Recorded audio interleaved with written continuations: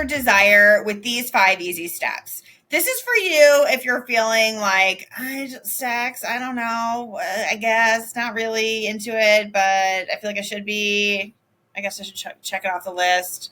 If you're just kind of like, blah, a little blah, then this is for you. So let's get into the 5 ways that you're going to want to ignite your desire. And the last one's a little bit of a surprise, so stay till the end. My first suggestion to you, we're just going to jump right in here, is relax. Right? Because if you're just like stress, work, children, got to do so many things, and there's like this tension in your body and you're walking around like a little knot of muscles, not sexy, right? Like stress is the number one reason why I see people have low libido. Relaxation is going to look different for everybody. Some people it's getting a workout in, but I would say, do something gentle like breathing or listening to binaural beats or meditating, maybe taking a little stroll, not like a race walk, but like a stroll and like being in nature. If you live by a beach or by mountains, go to your happy place. So get some relaxation in. You can also do this. You can either do it as a kind of maintenance of self-care, or you can do it like right before you're going to have some solo sex or sex with a partner. Which brings me kind of to the next one, is set aside some time, right? Like I've talked to clients over the years where their issue with sex, or the reason they've lost some enjoyment with sex, is that they're kind of in a rush. They feel like they don't have time. And I think especially in Western society, in the US, mostly, and probably some other places too. But, we have hustle culture. It's kind of like, go, go, go, be productive, be efficient, maximize the use of your time. And sometimes sex can feel like a nice to have, or like a leisurely thing, especially if you're single and it's just you. There's no like obligation to connect with a partner, and so it could just be like, it's not making the cut right now. So let's change that because what actually happens when you are having more sexual energy and more sexual activity, you have more physical energy. There's health benefits. You have better blood flow. You have a healthier lymphatic system. Your mood is better. You get more oxytocin and endorphins, and you got a little more pep in your step, right? You might come across as more confident. You might come across as more embodied. What does that do for your work opportunities? What does that do for clearing your mind and the creative problem solving you're going to be doing in other areas of your life? So I kind of feel like don't sleep on pleasure, like do not skip that. So set aside the time, make it a priority, make a date with yourself in your calendar. There is also an element of like use it or lose it with your sexual organs. Like if you're not getting blood flow there, they shrink and become less healthy and atrophy. So we don't want that. Next, this is our third one. Have some sexy stimuli in your life, because if your lifestyle is, okay, I got, my class that I'm taking, and then I got work, and then I got to see my friends. I got to help my sister out with something. And then I got to, visit my grandfather, and then I got to call my friend whose mom died. And then, it's like all these things that could be, a lot, right? And none of that is sexy. Right. And so getting into something sexy, whether it's like, hey, I'm going to listen to a podcast just to remind myself sex is a thing I care about. Right. That I've actually had clients say like, oh yeah, I've been listening to more of your podcast episodes, and it just helps keep it on my mind a little bit more. So that's kind of our goal with this step. You can watch a sexy TV show. You can check out some audio porn. I have a client who's been mentioning romantasy books. So kind of like romantic, erotic fiction, and actually I have a podcast episode coming up with a romance author, and apparently it's like bigger than every other book genre combined. So wild.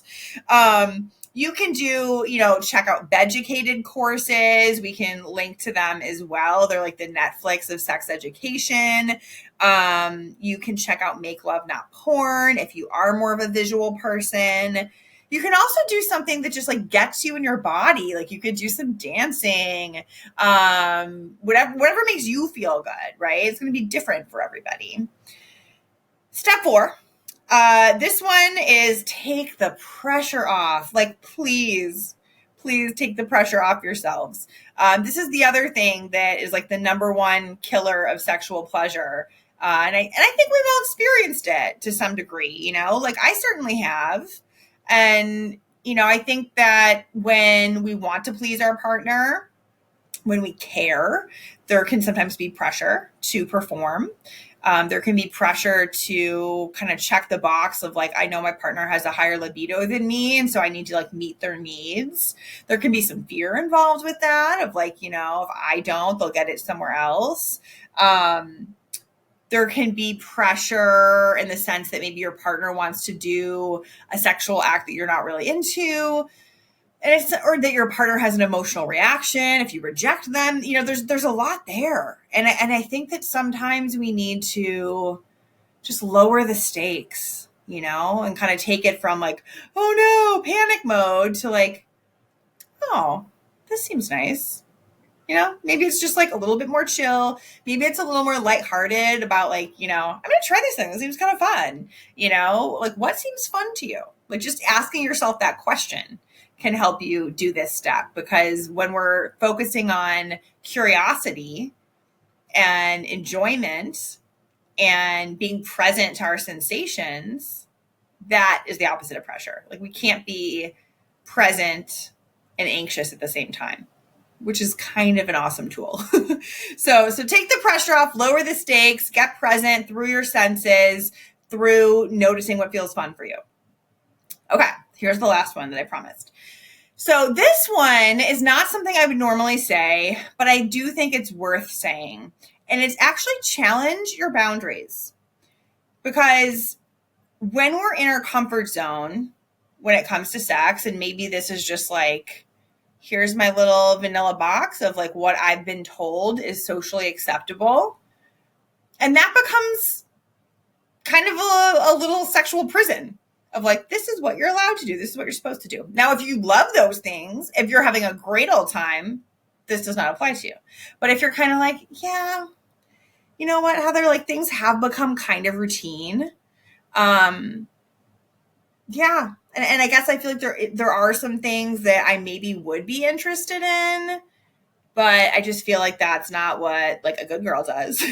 Right. Or like, what would that mean about me, you know, as a person, if I were into butt stuff, or if I was into bondage, or what would that mean about me as whatever religion you were brought up with if I have threesome, right? And so we kind of just want to notice, like, where are we honoring our true desires, and where are we kind of living in this like supposed to realm? This is who I'm supposed to be. And there's an interesting book that I've mentioned quite a bit called The Erotic Mind. And in it, the author, Jack Morin, talks about the 4 cornerstones of eroticism. And one of them is a surprising one. It's basically what this is. It's overcoming ambivalence.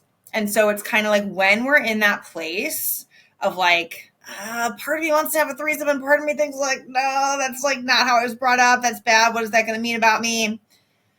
That ambivalence, it's like where you're torn between 2 different pathways. So he talks about when you overcome ambivalence, when it's sort of that like going for it and like allowing yourself freedom, that it can be very erotic and sexually satisfying.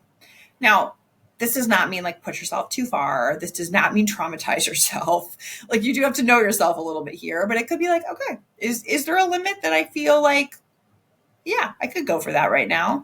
And I don't think I'm going to hate myself afterwards or feel shame or stigma or anything like that. If you're not quite ready, at least get on the path. Maybe for you, pushing your edge is listening to another podcast episode. Maybe it's reading a book about desires and what common desires are, right?